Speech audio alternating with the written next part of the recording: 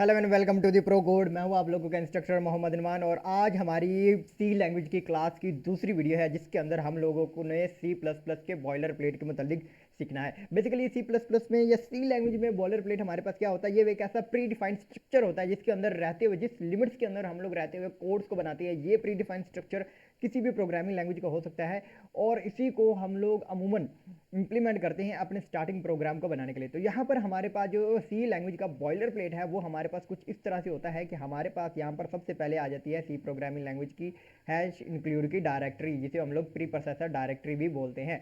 इसके बाद हमारे पास आ जाती है हेडर फाइल, वो हेडर फाइल जिससे हम लोगों ने प्री डिफाइंड फंक्शंस को कॉल करना होता है अपनी मेन बॉडी के अंदर। देन हमारे पास आ जाता है मेन फंक्शन, जिसकी हमारे पास यहाँ पर मौजूद होती है मेन बॉडी। इस बॉडी के अंदर हम लोग वो कोड लिखते हैं जो एक्चुअल में रन होता है।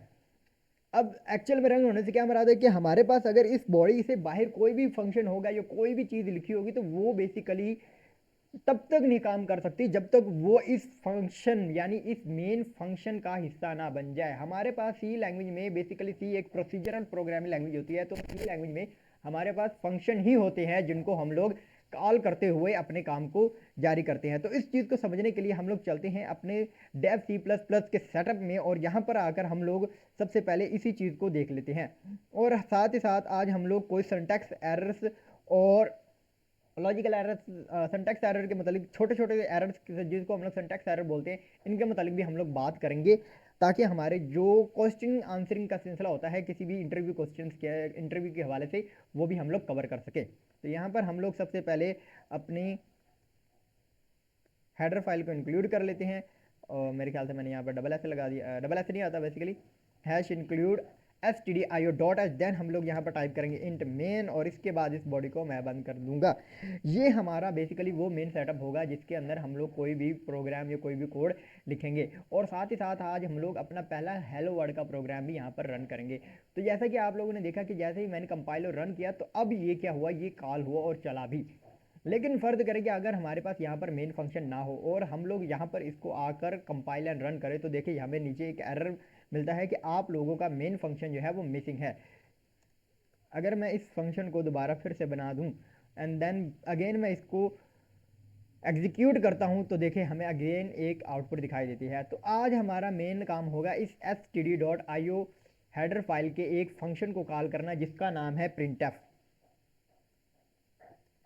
प्रिंट एफ, ये प्रिंट एफ फंक्शन बेसिकली एक ऐसा प्री डिफाइंड फंक्शन होता है जो कि है हमारे पास stdio.h हेडर फाइल के अंदर बना बनाया हमें मिल जाता है। इस फंक्शन का काम ये होता है कि ये हमें आउटपुट दिखाता है कंप्यूटर की स्क्रीन पर जो कि टेक्स्ट फॉर्म के अंदर होती है और ये हमारे पास कमांड्स डॉक्यूमेंट्स के अंदर भी हमें देखने को मिलती है। तो यहाँ पर हम लोग अपने काम को शुरू करेंगे एंड याद रखिए कि हमें सेमीकॉलम स्टेटमेंट्स के आखिर में ज़रूर लगाना। कोई भी स्टेटमेंट आप लोग यहाँ पर लिखेंगे जो कोड यानी मेन फंक्शन की बॉडी का हिस्सा होगा उसके आखिर में आप लोगों ने सेमीकॉलम ज़रूर लगाना। तो यहाँ पर हम लोग आते हैं और आप लोगों ने सबसे पहले यहाँ पर कोई वर्ड टाइप करना है। तो यहाँ पर मैं सबसे पहले टाइप कर लेता हूँ हेलो वर्ल्ड और यहाँ पर हम लोग क्या करेंगे, इसको कंपाइल एंड एग्जीक्यूट कर देंगे। तो यहाँ पर आप लोग देख पा रहे हैं कि हमारे पास यहाँ पर प्रिंट हो चुका है हेलो वर्ल्ड। सो गाइस आज हम लोगों ने अपने सबसे पहले प्रोग्राम को रन किया है जिसमें हम लोगों ने आज देखा कि हमारे पास सी प्रोग्रामिंग लैंग्वेज की मेन बॉयलर प्लेट कौन सी होती है और ये काम किस तरह से करती है। इसके साथ साथ हमारे पास यहाँ पर हम लोगों ने ये भी जाना कि हमारे पास ये जो फंक्शन होता है मेन, अगर ये हमारे पास ना हो तो उस सूरत में हमारे पास क्या हो सकता है। इसी तरह से अभी मैं आप लोगों को एक और भी चीज़ दिखाता हूँ कि अगर हमारे पास यहाँ पर ये सेमी कॉलम को अगर मैं रिमूव कर देता हूँ देन ये क्या होगा कि यहाँ पर हमें एक एरर दिखा रहा है।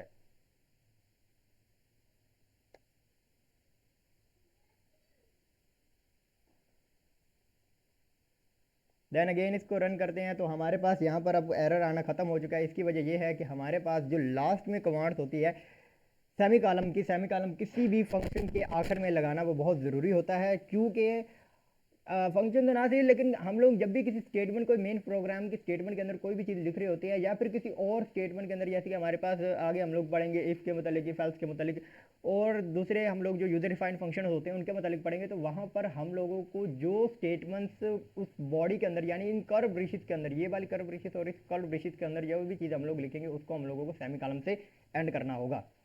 सो गाइस बहुत बहुत शुक्रगुजार हूँ आप लोगों का हमारी वीडियो को देखने के लिए। थैंक यू फॉर वॉचिंग और गुड बाय।